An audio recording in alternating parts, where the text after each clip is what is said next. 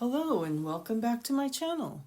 Today is FlossTube number 23, how to stitch two-handed with a qsnap, but no stand.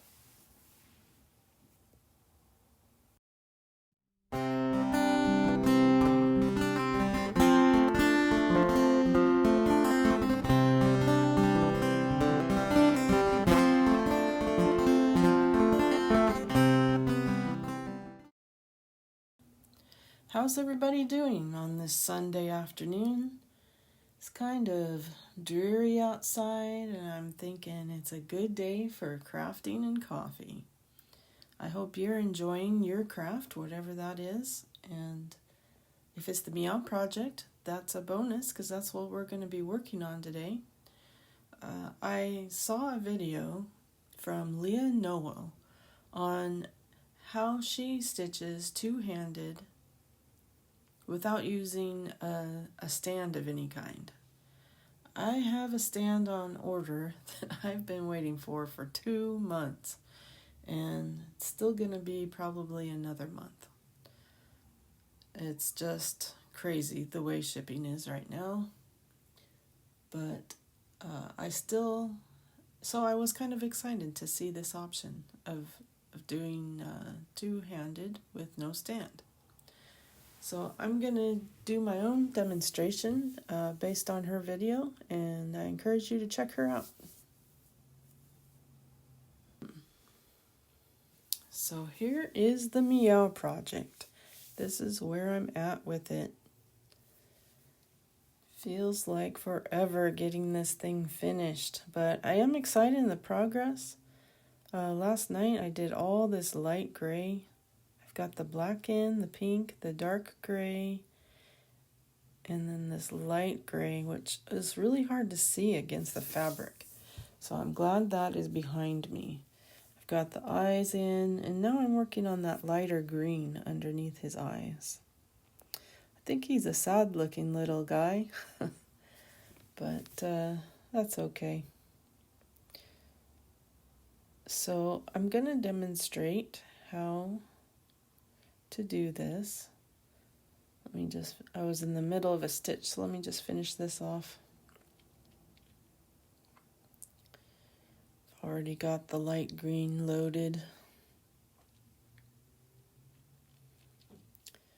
So, okay, so this is how it works. You have your dominant hand on the bottom and your non-dominant hand on the top. So for me, the dominant hand is my right hand. My non-dominant hand is my left. What is dominant? Dominant is something you write when you do most of your writing with, or maybe you play sports and you throw with your right hand, or maybe you work on cars and you use a tools in your right hand. That's your dominant hand. For me, that's the right hand. For you, it might be the left hand. So we're going to keep, for this demonstration, we're going to keep the right hand underneath. It's not going to come up on top. And the non-dominant hand is going to stay on the top. It's not going to do this. It's no back and forth. It's going to stay on top. My right hand, no back and forth. It's going to stay on the bottom. Okay. So let's get started. So I've just pushed my needle through the top with my right hand. And normally I would grab it, but no, we're not doing that. We're not going to be doing that. So I'm going to take my right hand and just hold the qsnap on the side here. I take my left hand and grab that needle and pull it through. And then we're going to take the needle and push it back down. So we'll find the hole. I know it's kind of hard for you to see with my hand in the way, but hopefully this picture, video, and description will help you. So now I'm taking my dominant hand and I'm pulling that through. My non-dominant hand has just grabbed the side of the qsnap. And now we're pushing it back up So it's this trade-off between the two hands. Push it up, push it down, push it up, push it down. So now we're pulling it through with our non-dominant hand. Now we're finding the hole. Well, the thread's a little close to the edge. Let me fix that. So I'm grabbing with my right hand the qsnap, and then I'm finding the hole with my left hand and pushing that through. And you just kind of leave the needle there, and then bring your right hand underneath and pull through.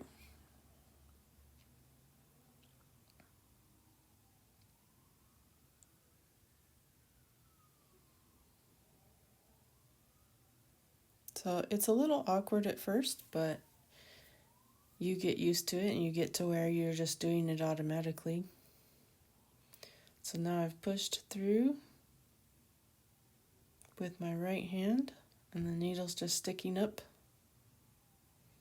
Another way you could do is to kind of cradle your project with your hand on the side, and then you pull that through and then push it back down again. I don't really like this way because you have more movement.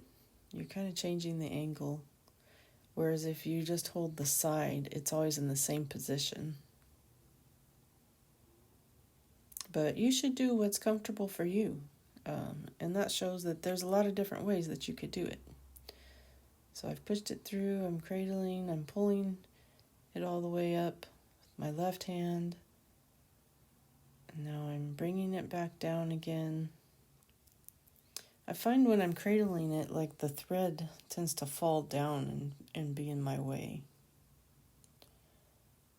So now I'm shifting, pulling that through with the right hand.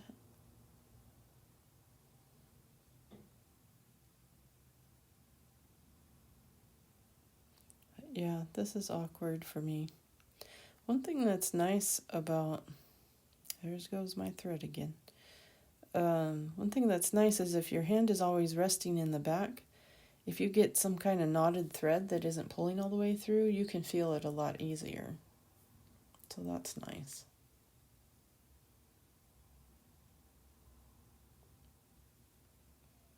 So we're pushing through with the right hand, pulling with the left, and then pushing it back down with the left hand.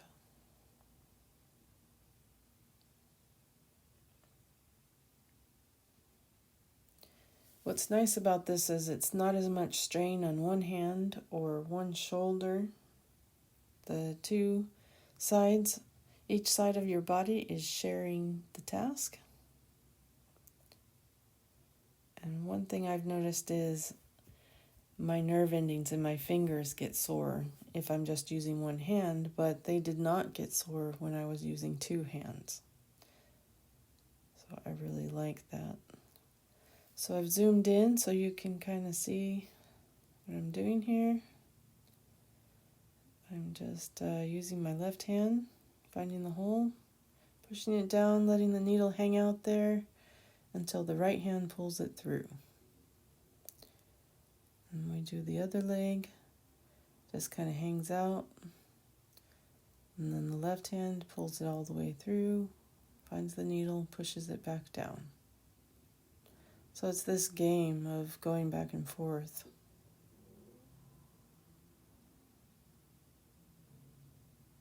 Right hand just pushed it through.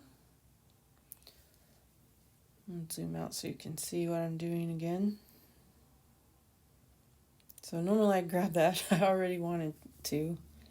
So take the left hand, pull it all the way through, push it back down again.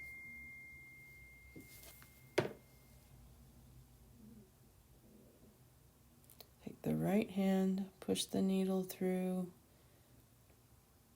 let it hang out there. Take the left hand, push it back down again.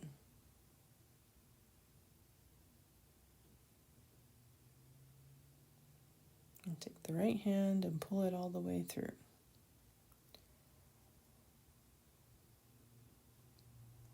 Find the hole,